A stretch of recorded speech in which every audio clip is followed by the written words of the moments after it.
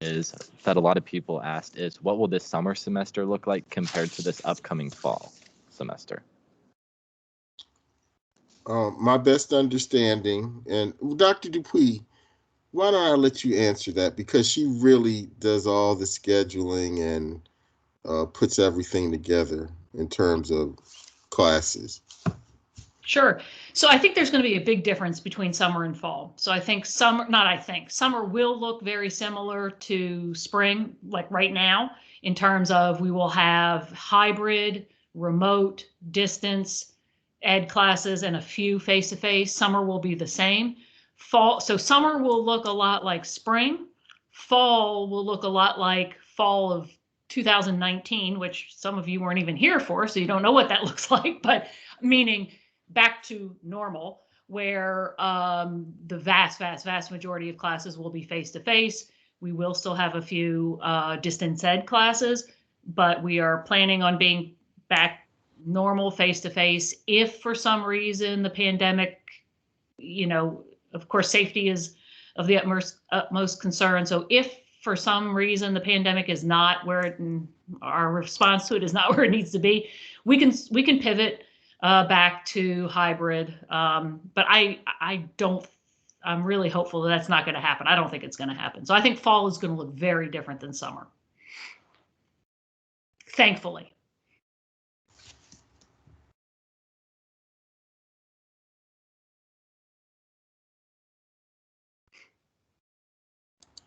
Brian, do you have another? You're on mute, Brian, if you're asking a question.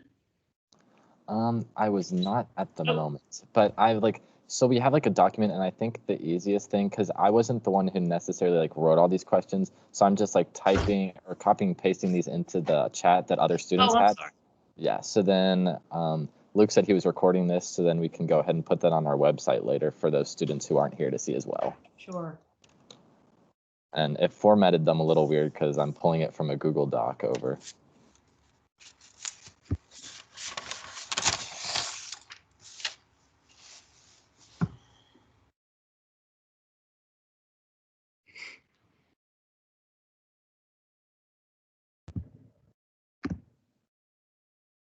Yeah, I think the most recent question that Brian put in the chat, and this is actually my question that I wrote out in our document. What is your advice to students who are feeling burnt out, especially with school? Did either you, both of you, ever struggle with this when you were in school? If you want to kind of talk about that, maybe how you overcame that, how you got through it. I once burned out. I worked at Bell Laboratories for the summer, and don't ask me how, but I didn't realize when classes started at Georgia Tech in the fall. So I either got back a couple days before classes started or a couple days after, and I didn't have a chance to transition, and I was burnt out.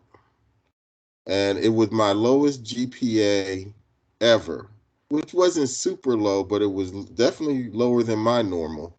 And my GPA would have been significantly higher had it not been for that quarter. I was only at Georgia Tech for 2 years. I was in a dual degree program. So how did I deal with it? I burn out on this job sometimes. This job is not easy. Faculty are struggling as well. And I think it's just keeping your sight on the goal. And so I really knew I wanted the degree. I knew that it would put me back to withdraw. And I'm sure I was on scholarship at the time, and I needed to keep my scholarship. So I think I just focused on what the goal was, which was to become a mechanical engineer, to get my degree from Georgia Tech. I also got a degree from Morehouse, and I finished this semester. Same thing happens on this job. There are times when I do get under the weather. I don't mean physically, but just there's a lot of load on you. And I just keep track of the fact that I'm trying to build speed school. I also try to get a little rest sometimes. I don't go 100% 24/7. Now, part of my reason for doing that is old age. You all can't have that excuse, but you really can't go 24/7, 100%, into your studies. You have to take breaks. No matter what, you have to take some kind of break. Spend time with friends. I know it's harder nowadays. Go talk to family, uh, walk in your neighborhood. You have to take breaks. And that's how I cope.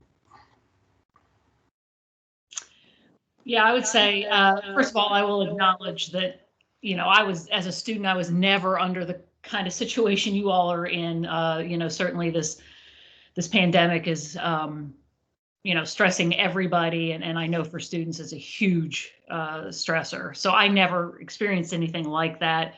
I would say, I'll echo a lot of what Dean Collins said. Yeah, I tried to take some breaks. I exercised. I spent time with my friends. A good remedy for getting burned out is to graduate, and then so we'd like to help you do that. So let's all graduate, and then that'll help. That'll help those feelings as well. I loved school, so I really wasn't. It took me a lot longer to have those burnout feelings because I love school. So, but yeah, I think taking breaks is certainly important, and asking for help when you need it, right? I mean, if we have, we know that this pandemic is stressing people's mental health beyond where it's ever been before, and we have resources to help with that, and so to reach out and ask for help. And I'll tell you, I can't see the chat for some reason, so if you can let me know, I don't know why I can't, but I can't. I can't see it either. Yeah, so you guys will have to tell us what's in it. We can't see it. Okay, and I think that last thing was like a very important issue right now, because I know that half the people in this call are all BEs that are sophomore bioengineers that are in their sophomore year, and we've really been struggling because we see all the other majors going out on co-ops right now, and we're in our 5th semester straight of hard classes, and we've all been struggling, and it's hard to find time to go out and do other things. So it's something that we're trying to do. But I hope going into the summer, I know we only have classes on Tuesdays and Thursdays, so hopefully that should start to lessen the load a little bit. But it's something we've all been struggling with a lot. Bioengineers are just built differently. I don't know how they all do it, but they are tough. Okay, so another question that we have in the chat is, so what is Speed School planning to do to re-engage students following COVID-19? I know we've had many RSOs that have reached out and are struggling because they may not have as much presence in the summer going into fall because a lot of their students are graduating and they really don't have those underclassmen students. So is there anything that the administration is planning on doing to help re-engage students? Yeah, well, I just met with Luke and Seeley, who will be the president next year. And I gave them the charge of getting as many students involved in student organizations as possible. In fact, I want that to be ongoing because I feel that one of the things that we can improve in at Speed School is giving all students a feeling that they belong at Speed School. One of the ways of doing that is to get them involved in student organizations. Another thing that we're doing is we already established a mentoring program. And some of you might be mentees and some of you might be mentors. That was to also make sure that students are more engaged at Speed School. So we're going to push that even harder than we have so far. We brought it out in the middle of COVID, which makes it not impossible because most stuff is done electronically, but we didn't have any chance to tell you face to face that we want you involved in the mentoring. And either side gets you involved. Whether you're a mentor, you're involved. If you're a mentee, you're more involved with Speed School. And something else that we're doing is engineering fundamentals. In the fall, we'll be inviting every freshman so I know that may not apply to you, but every freshman will be invited to a lunch. The lunch will not be a big lunch. It'll be a series of lunches, probably 20 students in a room, so you can meet the faculty. And what, again, we're trying to do is we're trying to break the barriers between the students and the faculty, because sometimes you look at us as the people that are going to judge you because we give you grades. And we all have PhDs, and we take this complex stuff and act like it's easy, which it wasn't easy for most of us either when we first saw it, for the record. But we want you to know us as human beings that have struggles, that burn out, that struggle with school. You have faculty that did struggle with school, and you have CEOs that struggle with school, vice presidents of engineering. I know them. So we want to start to break those barriers. So those are just three of the things that we're doing. Did you have anything to add, Dr. Dupuy? Not really. I do think Dean Collins hit on something important, which is, as you mentioned, some of the RSOs fared better through COVID than others. And I know most of you rely very heavily on sort of handing over the leadership from one group to the next, and the older group training the younger group. And I know that some of that was lost. So we're going to be very purposeful in you all are going to, as upper class leaders, are going to have to, I think, help with that. I think SSSC has like Dean Collins mentioned, has a awesome responsibility. I mean, I think it's a really nice responsibility to help with those our other RSOs. You guys are usually, very good at the transition of leadership. And so I think anything you guys can do to help impart your wisdom to the other RSOs, I think would really be very helpful.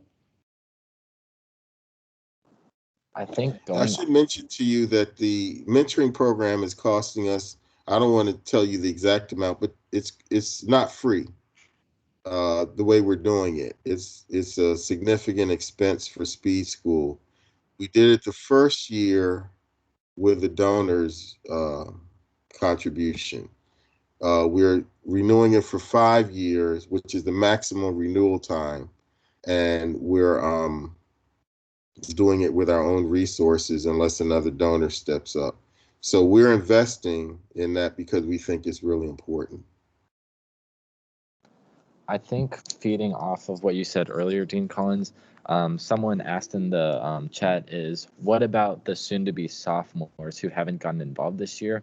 Because I know that you're targeting the incoming freshmen to have those lunches, but these incoming sophomores, or I guess the freshmen right now that are going to the sophomore year, they haven't really had that exposure this year. And like us sophomores going into junior year, we really had that connection freshman year. So I think there's going to be a divide between the rising sophomores. So maybe they could also be involved with those types of events. That's a good point. I hadn't thought about it. I wrote it down.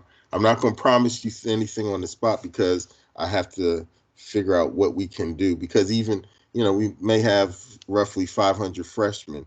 So having lunch with them is logistically difficult. We have to figure out a way to do it with the sophomores as well. I had not thought about that. That is a great idea. I will look into it. So something I'll mention along that same line is the current mentoring program, the current model that we're using is that freshmen are being mentored by upperclassmen, and then upperclassmen are being mentored by alumni. So in normal times, the current freshmen, who next year will be sophomores, would be moving from serving only as a mentee to they could both serve as a mentor and a mentee, because they could mentor freshmen and they could be a mentee, alum could mentor them.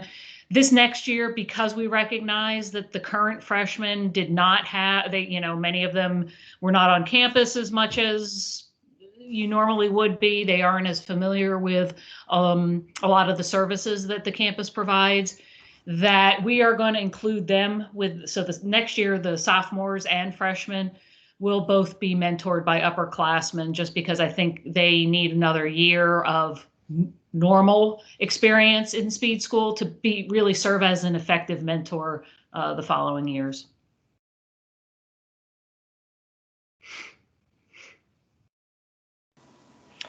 Hi, I just have a quick question, and it kind of ties into what you guys were talking about how there's a lot of issues with the current freshmen in the sense that they haven't been able to really be part of this community, which is speed school, and this kind of ties into the relationship with teachers.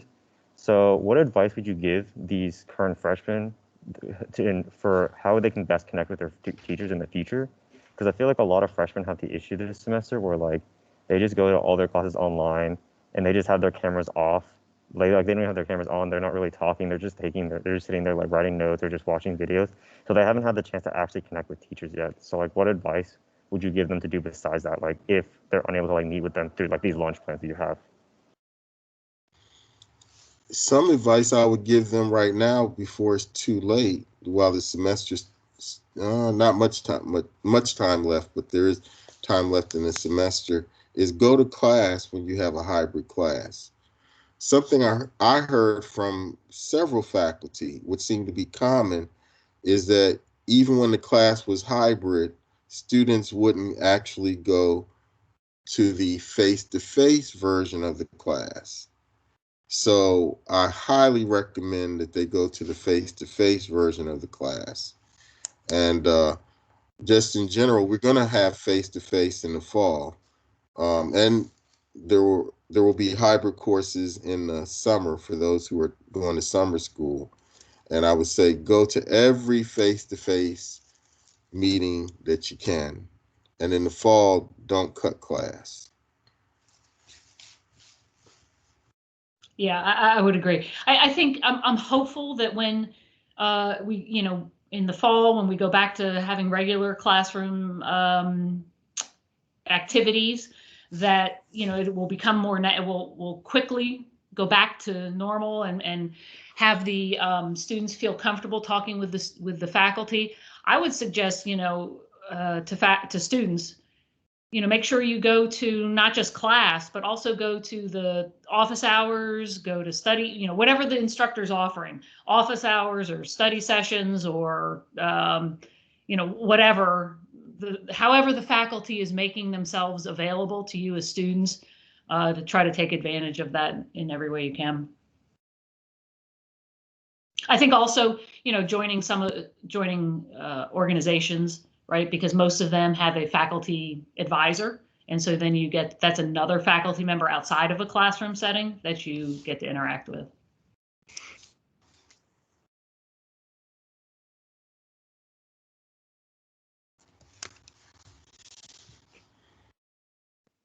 Okay, Luke, did you want to ask that one question about the Engineering 190?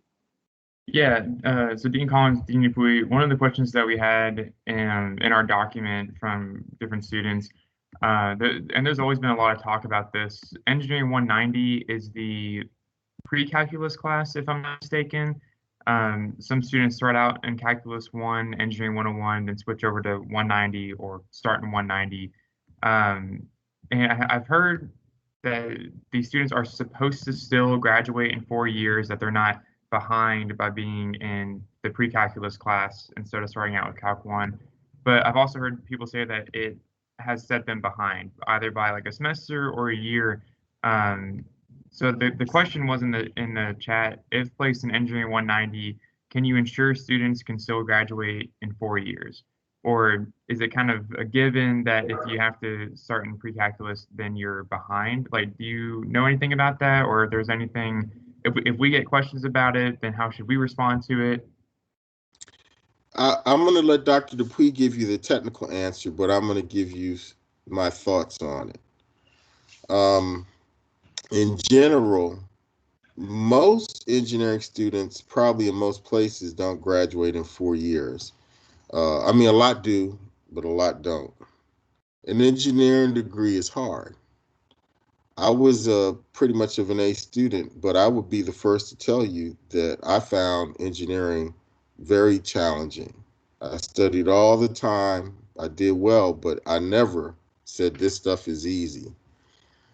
I think that students should not obsess over whether they graduate in 4 years, 5 years, or even longer.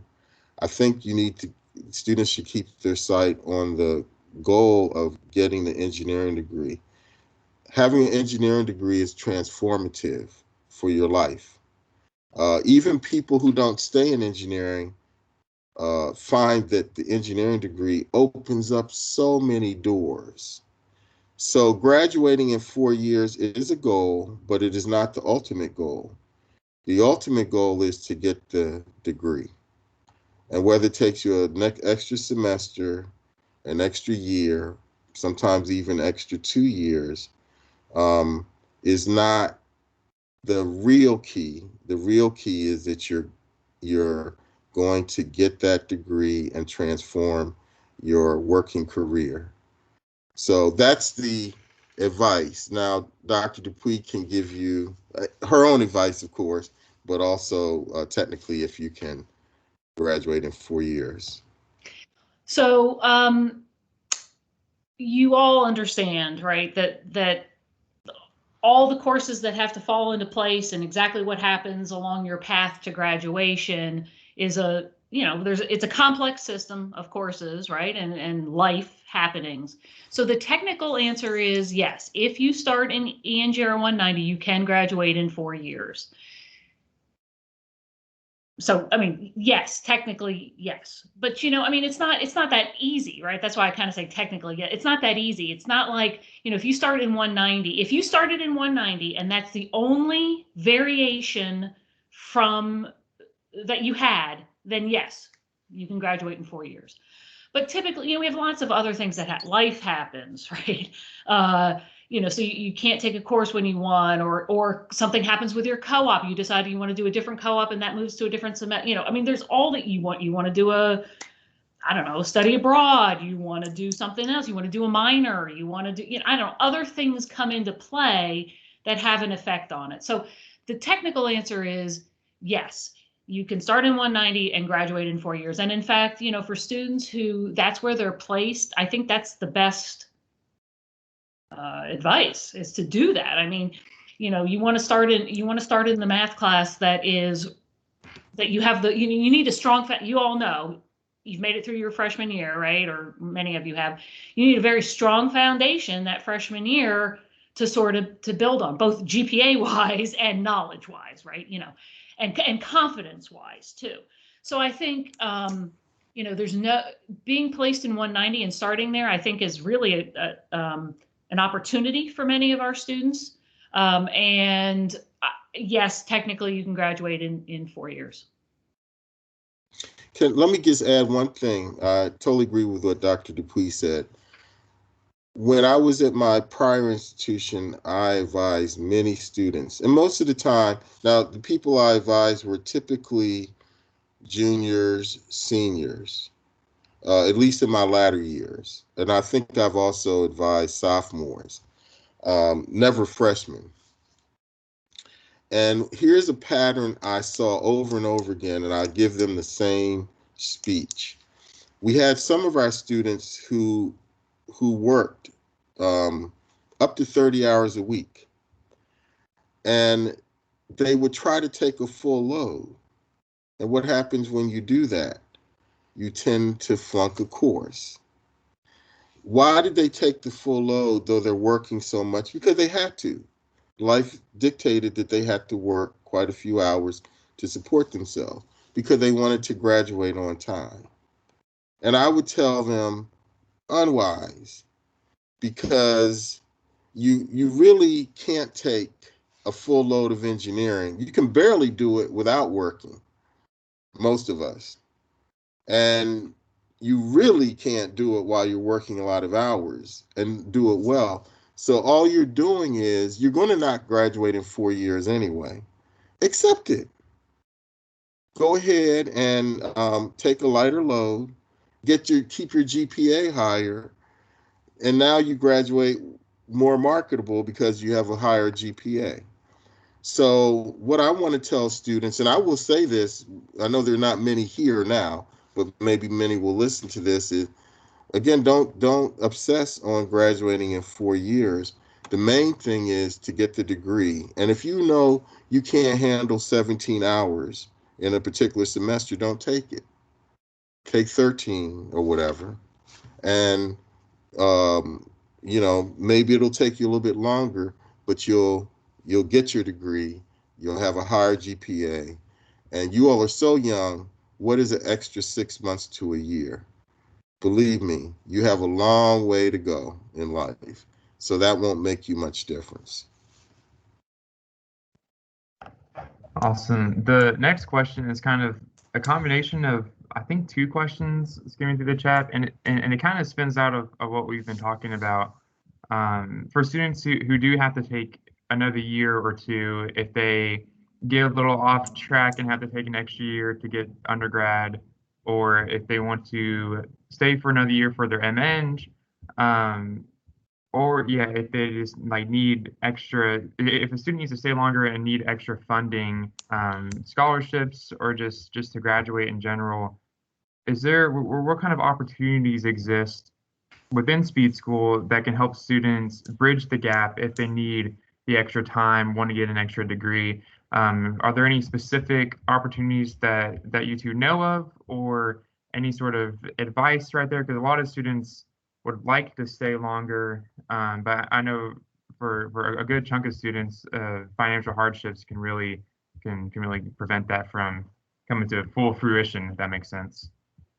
If you don't mind, I'll take this one, Dean Collins. I was going to let you take it. Okay. We have a couple of opportunities. One is we are actually at the tail end stages of revising our scholarship page on the Speed School website. And so I can direct you all to that. I think I don't know that we're finally done with it, but we're almost finally done with it. But so if you guys have suggestions, let me know. But basically it lists all the scholarship opportunities we have. In almost 90% of the cases, we have a single application that you complete, and then you're considered for a variety, 90% of the scholarships. We have a few scholarships that have a few certain things you have, like a few of them you have to write an essay for, but in general. Also on the page though, it will point you to scholarships from external funding sources. So a lot of the professional societies have scholarships available, right? So Bioengineers of America, or what, I don't know what I don't know what your professional society is in IE, right? It's the Institute of Industrial and Systems Engineers. They have scholarships available. This site will point you to those. The university does have some, they call them completer grants. So if you are and I forget, I don't know right off the top of my head, the qualifications for that. It's like, if you are within a certain number of credit hours of graduation, and you look like, your GPA is high enough that we're pretty sure you are going to graduate, they have some funds available. I would suggest you talk to your academic advisor about that. Those are available through the financial aid office at the university, but your advisor can help connect you to those. So there are some funds available. I know that's one of the priorities that that Dean Collins is working on in terms of raising money is to fund scholarships. We know that in terms of retention and persistence to graduation, that funding is an issue for a vast majority of our students. And so, that can help our retention and graduation numbers. Yeah. And if you have to extend, this will be relevant to only some of the students. You can look for part-time work. I just talked about students that had to work part-time. I know that's not the option for everyone, but if you can, look to see if you can supplement your income by working part-time. And what I would also tell students in terms of classes is try to take, if you're going to be taking a few extra classes, take things that make you more marketable. So I was in mechanical engineering. I was in the mechanical engineering department. And so I would tell students right now, if you have good programming skills, that's very marketable. So why don't you consider taking a couple extra computer science courses. That's just one example. It's going to depend on the student and their situation. But look at extra classes, if you have to take them, that make you more marketable.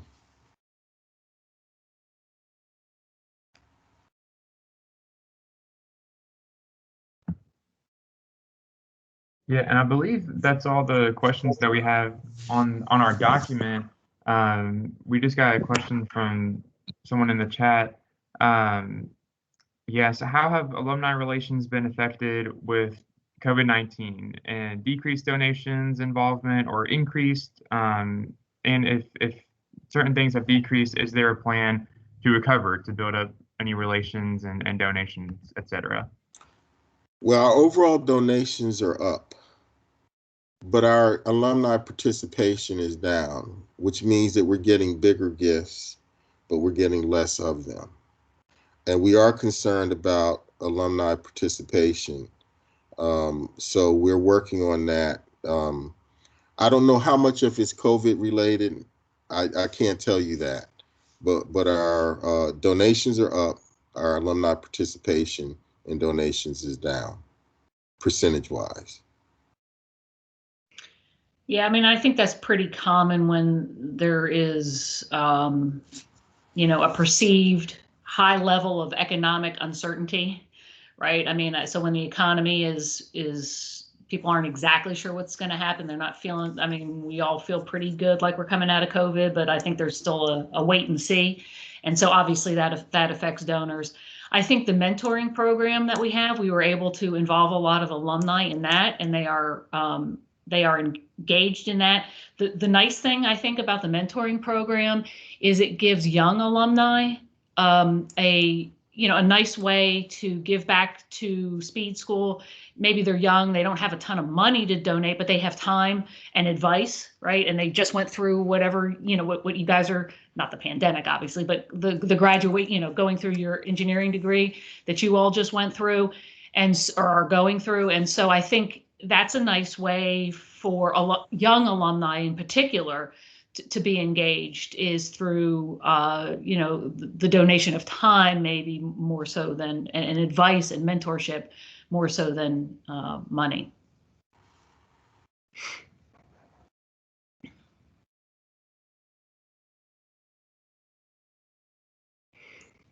Okay, we had another question in the chat, and it's Can't hear you.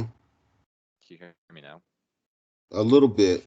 It is better when it's close to you. That's true. Okay, is this better? Yes. Okay, so it's the question is, what's the breakdown in alumni involvement with the mentoring program? Are certain majors more represented, and are certain age groups more prominent? I know we just kind of talked about that a little bit, but I think we're also recognizing that, like I said earlier, with most of the students in here being bioengineers, we've really experienced that within our co-op class, that there's really not many opportunities for BE co-op students going into industry. And whenever we have panels come in to talk to us, none of them have been people that are in the bioengineering industry, which is really a struggle for a lot of us, and it's causing a lot of frustration. And whenever we voice those concerns to the co-op office, there's really not much interaction between students and the co-op advisors. So I think just trying to get more representation for all majors is a big thing right now.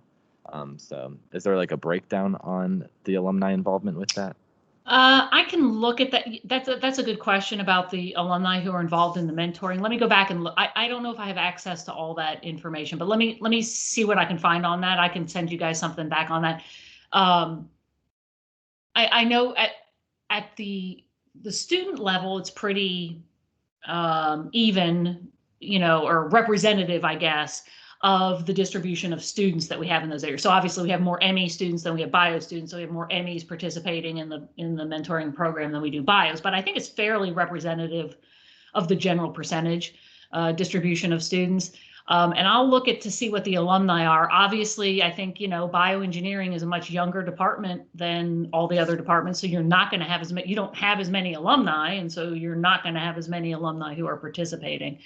That doesn't mean you can't be mentored by somebody in another field, but I think common major is one of the first things that this mentoring company that helps us, they use to make matches. I mean, the matches between the mentors and the mentees are purposeful. I mean, they are intentional matches, and they have some, I don't know, some algorithm that they go through to match these people. And I think Seminole Major is an area where they look at. With regard to co-op, yeah, I can take those comments back. Those are not new comments. I don't think there's a lot of bioengineering, I'll sort of say it, pure bioengineering companies in this region. I mean, so to have, so all that means is either you have to go outside the region, which is fine. I mean, that, or you have to have a broad view of what bioengineers can do, which you all are, can do a lot of things. So you have to have a broad view, I think, of what bioengineers can do. Zach's here. He can talk about that. I think I think the co-op office has heard this. I will talk with them again about it. But what I hear from them is that the opportunities that are local or regional, I should say, there's just not as many as there are for the other disciplines. And that doesn't mean that that's a bad major. It doesn't mean that, you shouldn't major in bio. It means that there's probably going to be you're going to need some more flexibility in terms of, and a broader vision of what all you can do and where you can do it. Yeah, I definitely agree with that, because like going through the process right now, I've applied to co-ops all the way in like California, up in Boston, and they're just not hiring students from Kentucky, I've found. And it's very difficult because the ones in Louisville, there's a couple research positions, but they're really not reaching out right now with COVID. And then there's a couple in Cincinnati that I found. So I think it's just a waiting game at this point, because I know that most people in other majors are starting to get co-op offers, but with BEs, that process comes a little later, which is why a lot of us are stressed. But I think we just have to wait, and everything will hopefully work out. Well, and I think it gives you guys something to think about. You can be very entrepreneurial in your thinking, and when you graduate from here, you can start all your high-tech bioengineering firms here in Louisville. Because obviously there's a supply of good engineers and not as much, industry. So start your own companies and do it here. That's very true. Well, it's 1 o'clock, and that was the scheduled time, so I don't want it to go over for anyone. But thank you for meeting with all of us today. I know we really enjoyed your input and hearing all of the advice you had to give to us. Thank you all. And very good to see you. Good luck on your exams. Good luck at the end of the semester. Yeah, thank you, Dean Collins and Dean Dupuy, so much. Really appreciate it. Thank you all. Bye-bye. Thank you. And thank you to everyone who came. Everyone, enjoy the rest of your days. Thank you.